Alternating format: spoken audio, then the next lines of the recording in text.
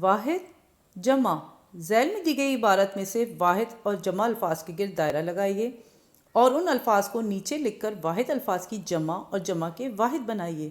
واو نون غنہ والے جمع الفاظ کے گرد دائرہ نہ لگائیے۔ گرمیوں کی چھٹیوں میں ہم 4 دوست مل کر اسد کے گاؤں کی سیر کے لیے جانا چاہتے تھے۔ میں نے اسد سے فون پر بات کی تو وہ ہمارے پروگرام سے بہت خوش ہوا۔ اس نے کہا میرا ایک کام کر دو، مال روڈ پر نقی فوٹوگرافر سے نانا جان کی تصویر بھی لیتے آؤ۔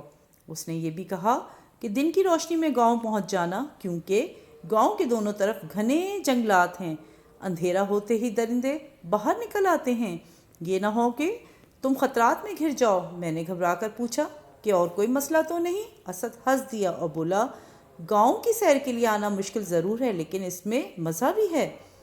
ہاں، سڑک کے ساتھ پگڈنڈی پر تھوڑا چلنا پڑے گا جس میں ذرا تکلیف ہو سکتی ہے، میں وہیں تمہارا انتظار کروں گا۔ ہم وقت پر گاؤں پہنچ گئے، نانا جان سے ملے، ان کی تصویر انہیں دی، تصویر لے کر وہ بہت خوش ہوئے اور ہمیں بہت دعائیں دیں۔